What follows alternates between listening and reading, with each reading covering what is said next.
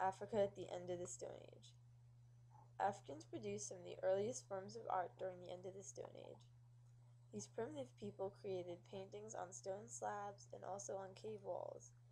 These prehistoric paintings are found mostly in the Sahara and explain much of these early people. 8000 to 3000 BC. At this point in time, many animals lived in the Sahara, and it was therefore a good environment for early Neolithic communities. These communities both hunted and gathered their food. By the end of this time period, around 3000 BC, the climate had gradually transformed the Sahara into a desert, forcing these communities to migrate elsewhere.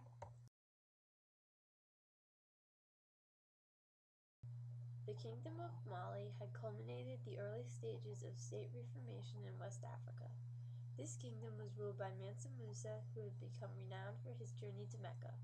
The empire's decline was succeeded by the Kingdom of the Songhai. The Kingdom of the Songhai. This kingdom was ruled by Eski Muhammad from 1493 to 1528. He gained his power through his family and provided his kingdom with national unity and centralized authority. Eski Muhammad also focused on giving his community Islamic institutions as well as teaching sound ideology. Eski Muhammad set out on a pilgrimage to Mecca, and he was recognized as the ruler of the Niger River Valley by the Caliph of Cairo. Askia Muhammad tried with little success to revive Timbuktu. However, he did manage to increase the trans-Saharan trade, which provided steady income for Songhai. The kingdom of Songhai's fall was due to diffusive central forces, followed by King Askia Muhammad's death. During the kingdom of Songhai's decline, they increased their contact with the Europeans.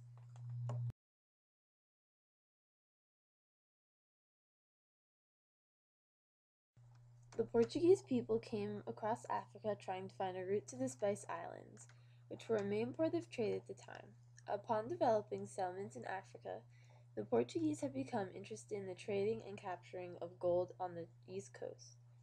On the west coast, however, slavery had been going on for many years with the Songhai and Mali empires.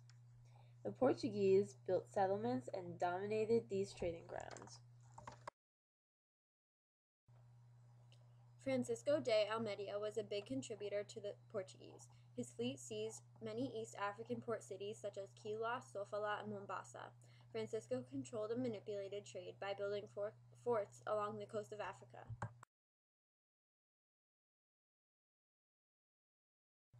Mwene Matapa's empire controlled south of the Zambezi River and possibly built the country of Zimbabwe. When the Mwene Matapa Empire encountered the Portuguese, they set up ports for them and established a treaty. The Portuguese went from being rather helpful to quite controlling.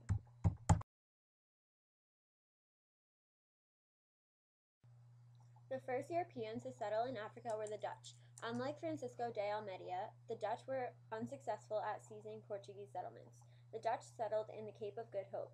This permanent colony provided food and provisions.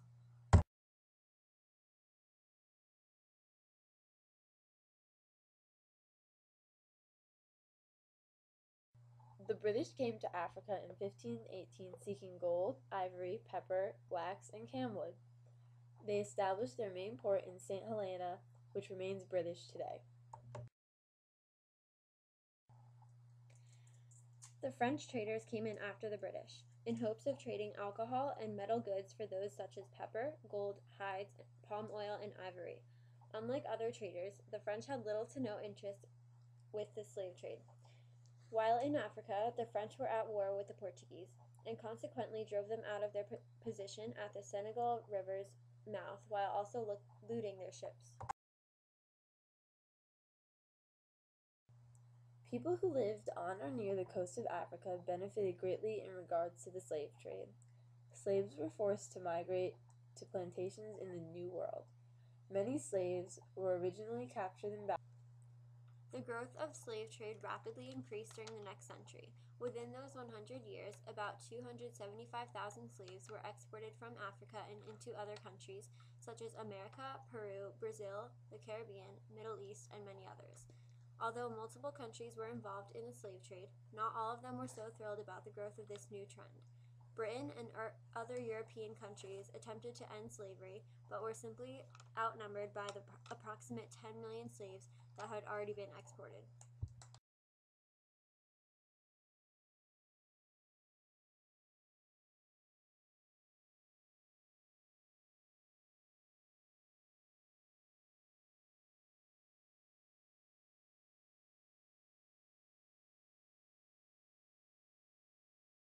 A long boat voyage was used to transport slaves to the New World. The Middle Passage was a route of these seagoing journeys.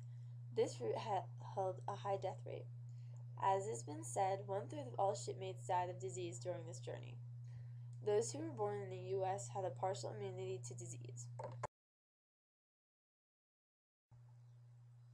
The source of slaves were supplied by African merchants. As the demand increased, they proceeded to move inland. The control of slave trade was purely in the hands of Africans. Females became high in demand for trade, but were reserved for the Africans themselves.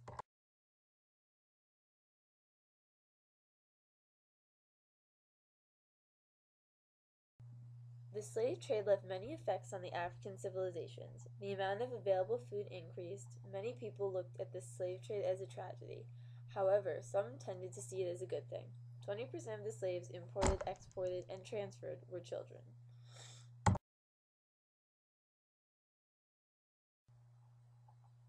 With the changing continent, the political and social structures also altered.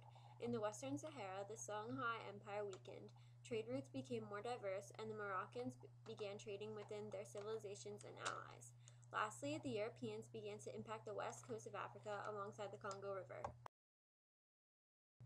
Although many Europeans no longer inhabit Africa, there is still much European influence on South Africa today. Only about 80% of South Africa's population has African ancestors.